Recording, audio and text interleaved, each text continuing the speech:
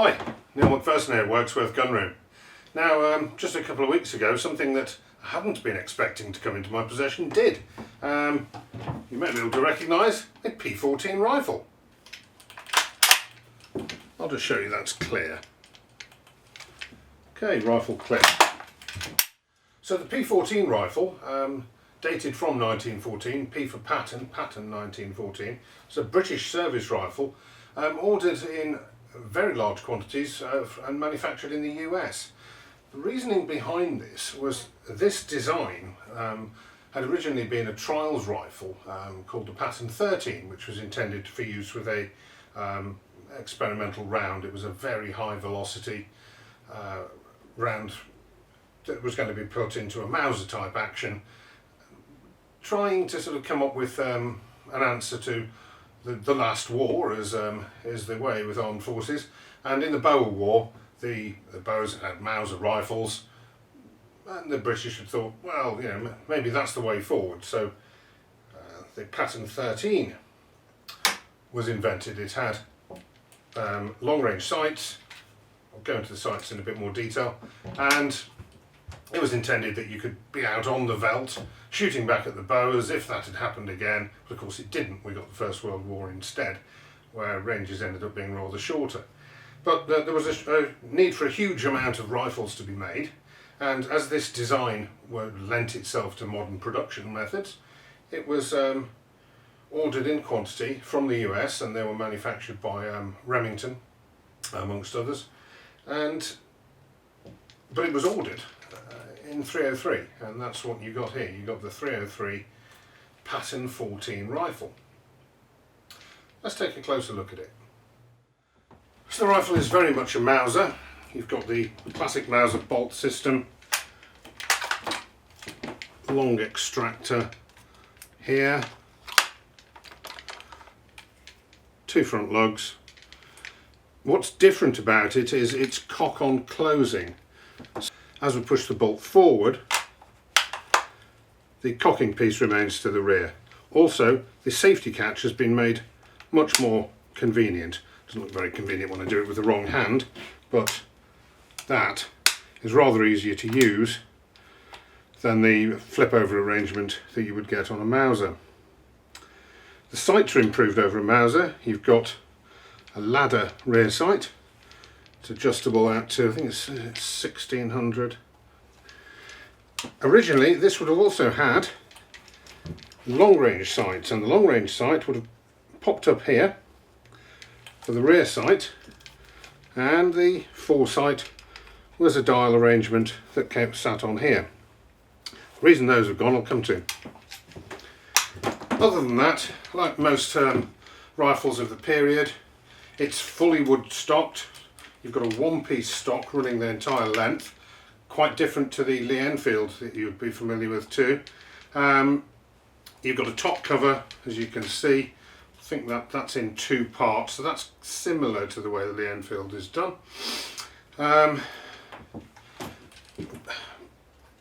Band that also takes the swivels. This example has had a target sling swivel attached in later life. Other than that, you've got a rear sling swivel and foresight nicely protected there. You can just see that. Bayonet lug. This is the piling sling swivel.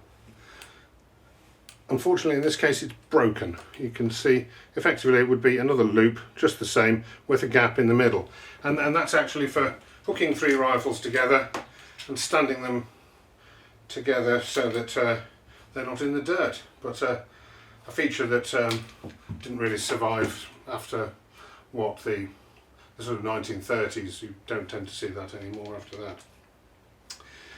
Coming back onto the action, this is your ejector, and it also allows removal of the bolt. Rear sight quite well protected here with these large wings. Trigger, it's a two-stage trigger. Take up first stage, and and this is quite crisp, I suspect this has been worked on. This will have been somebody's target rifle post Second World War. But that doesn't give an indicator, perhaps a good time to look at what the history of this has been. So by the time the 1.25 million of these had been built by Winchester, built about 250,000, and Remington, who including with their Eddystone subsidiary built about another 1 million on top of that. After they'd been built, the British Army had really got ramped up into the Enfield number 1 Mark III production, various marks of number 1 Mark III Star, and these weren't required so much, so some saw some use of sniper rifles, and I dare say quite a lot were used in training, but otherwise they were just largely put away. Now, come the Second World War, it was decided that, oh dear, we suddenly need a load of rifles, we've just left rather a lot of them in France. And so they came out of store. But they had some features that, when they were being refurbished and checked over and sorted out, it was decided that didn't really want anymore. Certainly during the First World War, the long-range sights that I mentioned earlier had been proven to be unnecessary, really. So in this case, that's been removed, and this piece of wood has been let in here. But you can still see on the other side part of the fixing screw that would have secured it. Other things that they've done here, you can see where a butt marking disc, which would have had the rifle's, not its serial number, because the serial number is stamped onto the rifle, onto the action, but a number for an armoury number essentially. Now those during the First World War became discontinued for probably a number of reasons, but one of the principal ones was that if a load of rifles were captured, then you could see exactly which units you'd captured them from, and I suppose this was thought to be undesirable. So that's just been replaced with a bit of wood. Now this has also got another replacement which is somewhat unusual. This has a brass butt plate. Now that butt plate is the butt plate from our short magazine, the Enfield, number 1 Mark III. And significant things about it are that when you open the trap to get at the oiler, if you can open the trap to get at the oiler, oh dear, we've just got more wood. There's kind of a hole, but it's in the wrong place.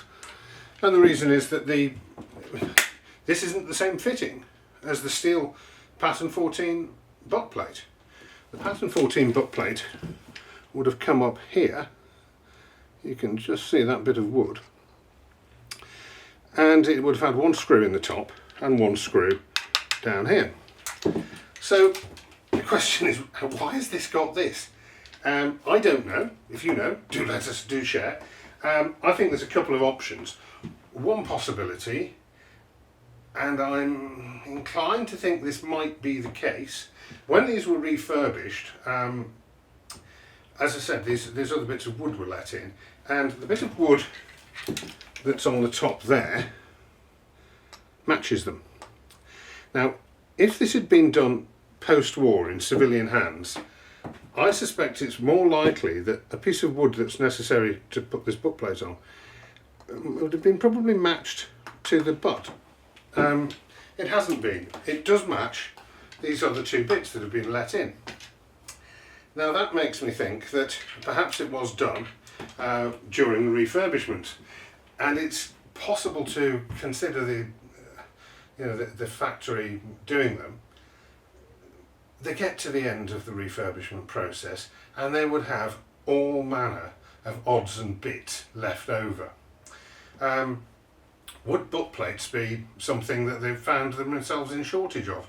Well, in an armoury, in a British armoury, the rifles tend to be stored in racks and quite often stood on the butt plates. So if you've got a steel butt plate standing in the armoury floor that's made of concrete, then maybe a lot of the butt plates were rusted beyond use, and when they'd run out of anything else, they started putting not number 4, but SMLE butt plates on. That's a possibility. I don't know of it, that it's the case. It's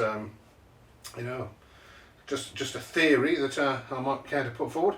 Otherwise, perhaps post-war it's lost its butt plate and somebody who's using it as a civilian target rifle has gone, oh right, well I can get one of these and fit it. But it certainly has been fitted quite nicely.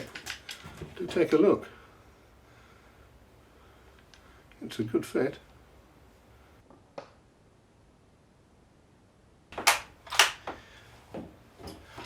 One thing I've heard, and it might be that I've actually heard somebody saying this about the US model of 1917, which was this rifle made in the US for the US, because they, when they came into the war later on, had a shortage of rifles.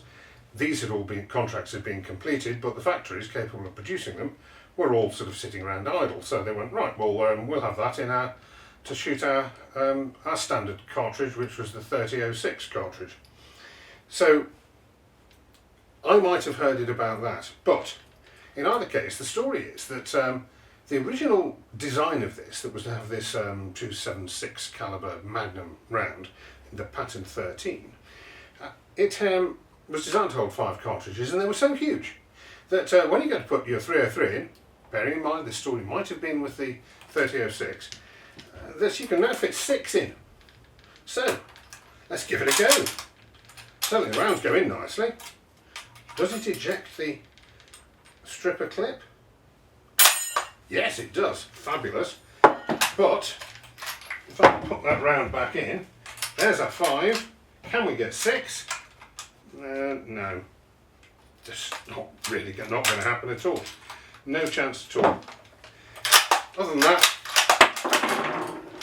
I think the problem here is just drill rounds often catch these things up. Yeah, it works.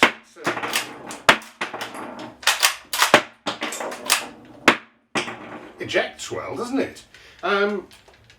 It's a bit clunky if you're used to a number 4 or any Lee Enfield really, but not bad. It certainly hasn't got the wobbliness that I would generally associate with a Mauser, so they've dealt with that problem. And in other respects, it does seem to be terribly short stopped to me. I don't know why.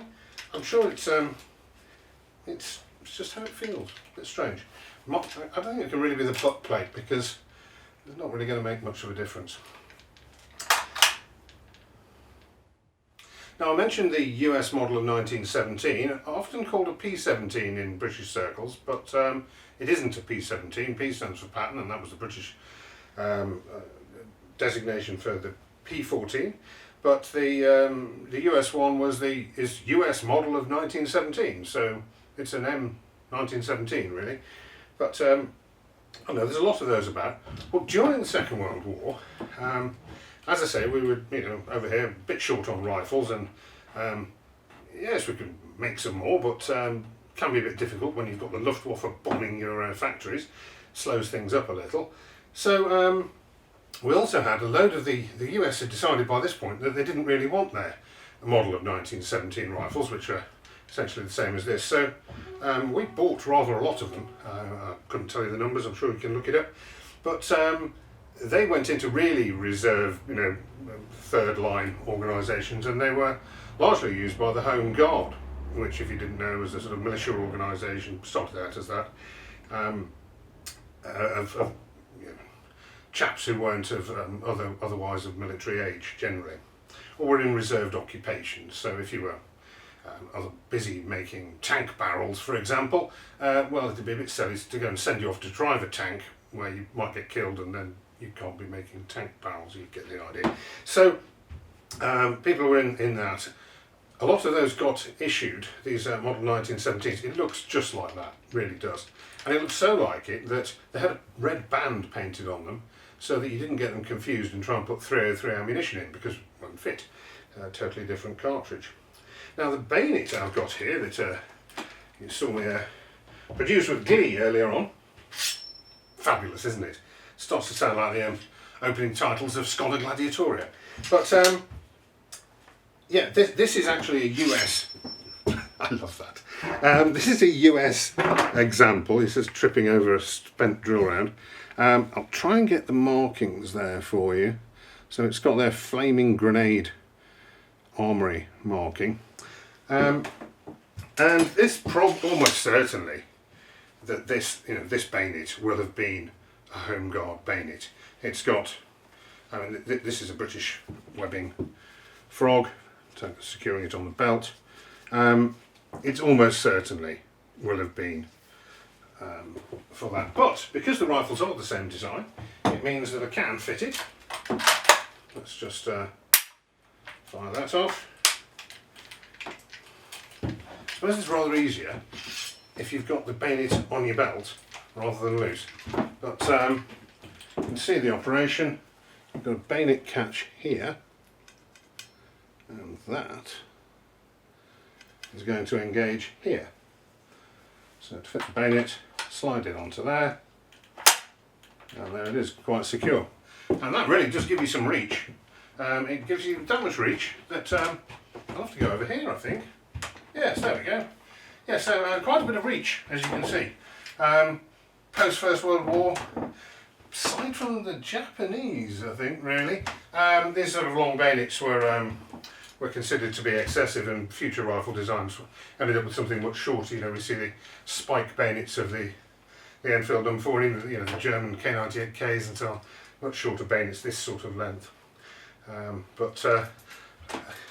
know, this is dating back to the time when people were expecting to hold square against cavalry. That had still been a thing relatively recently, before before the First World War. It was a requirement. So we have this great long bayonet, and I think we'll have to do a shooting demonstration with and without bayonet. What about that?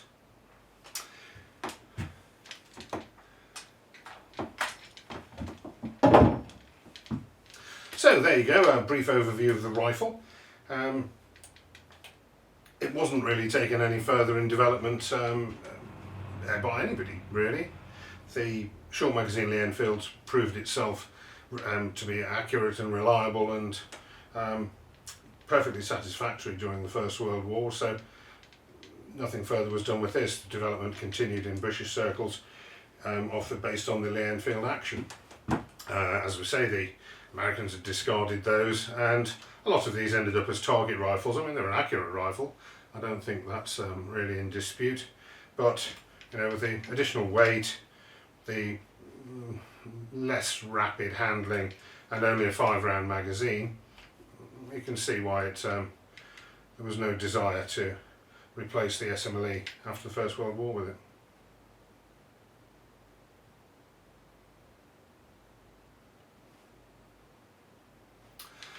So thanks for watching. Do give us a like and subscribe, all that kind of good stuff. We've got a Facebook page as well, so you might find something of interest for you on there. And we'll try and get together a shooting video, see how it stacks up on the range. Thanks a lot for watching. Bye.